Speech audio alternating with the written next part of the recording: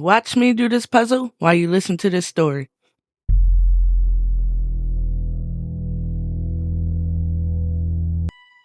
When Regina brought the novel at a yard sale, nothing about it stood out.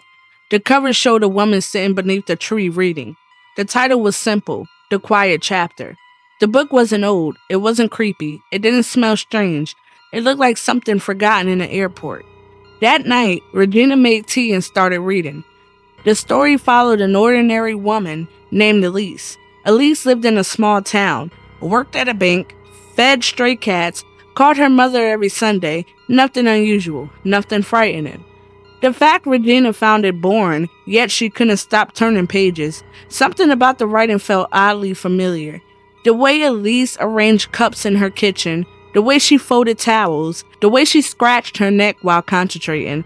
Little details, tiny details, details that reminded Regina of herself. She shrugged it off. People had habits, nothing more. By midnight, she had reached chapter 7. A sentence made her pause. Elise had accidentally cut her finger while washing a wine glass. Regina looked down. A thin line of blood had appeared on her own finger. She stared, confused. She hadn't felt anything. Then she noticed the broken glass in the sink, a glass she didn't remember breaking. Her finger began to sting. A coincidence, nothing more. She continued reading. The next day, strange things happened. Small things. The book mentioned Elise finding a dead bird on her porch. Hours later, Regina found one of hers. The book described Elise receiving a wrong number call. The same thing happened that evening. Each event was harmless. Each event was insignificant. Yet, each one matched perfectly. Regina started reading faster, looking ahead, searching for bigger events, but the novel remained moving. A spilled drink, a missing sock, a neighbor waving. The terrifying part wasn't what happened.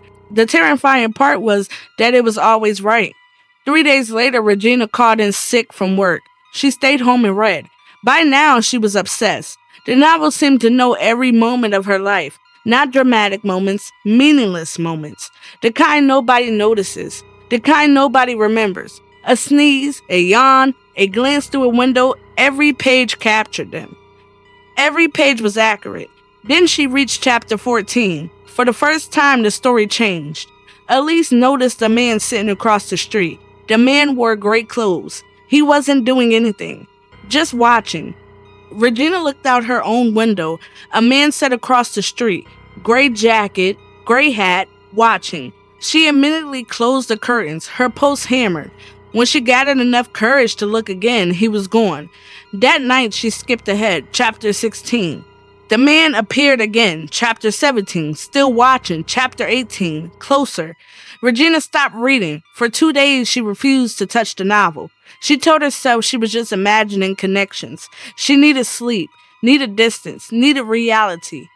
On the third day, someone knocked on her door. A delivery package, no return address. Inside was another copy of The Quiet Chapter. Then another arrived the next morning, and another arrived the day after. Soon there was dozens, identical copies stacked around her apartment. She opened one. Every page was blank. She opened another, blank. Only the original contained text. Only the original seemed alive with words. The evening she continued reading. Chapter 21. Elise discovers that nobody remembers her correctly. Regina frowned. The chapter described people forgetting small things about Elise. A co-worker forgot her birthday. A friend forgot where they met. A cousin forgot her middle name. Minor mistakes, nothing serious. Until Regina noticed the same thing happening. Co-workers misremembered conversations. Friends forgot shared experiences. Family members confused important details. At first it seemed normal, then it worsened. A friend forgot Regina owned a dog for 10 years. Her sister forgot the town where they grew up. Her mother forgot Regina's favorite color. The memories were disappearing from Regina. They were disappearing from everyone else. The book kept describing it. Chapter after chapter, Elise became harder to remember, harder to describe, harder to picture. People recognized her face but struggled to recall anything about her. Weeks passed. Regina became consumed by reading. The novel was no longer predicting events. It was documenting an erosion, a slow removal, like an eraser rubbing away a person. Then came chapter 28. Elise sits beside a friend of 20 years. The friend asks a question. Have we met? Regina stopped breathing. The next morning, she visited her closest friend. They talked for 5 minutes, then her friend smiled politely. Sorry, he said, but how do I know you?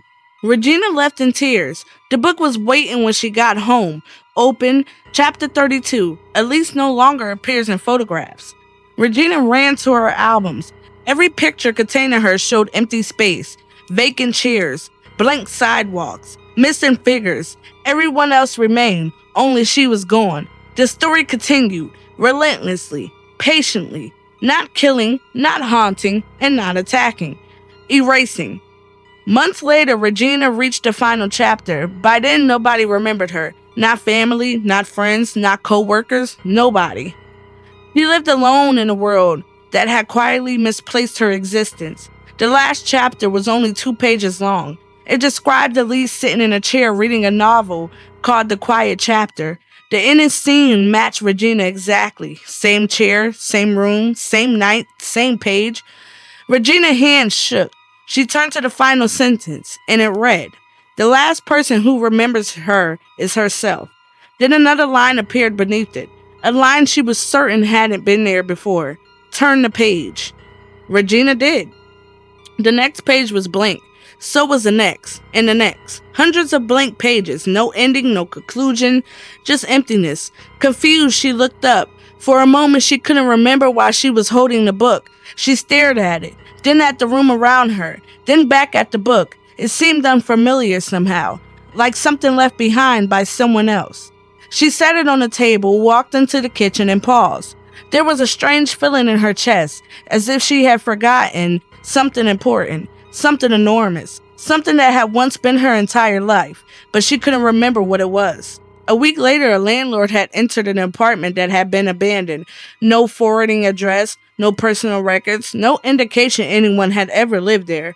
The only object inside was a novel lying on the table. Its cover showed a woman sitting beneath the tree. The landlord glanced at it, then frowned. The woman on the cover looked oddly familiar, but he couldn't remember why. If you enjoyed this story, please be sure to like, comment, and subscribe. And until next time.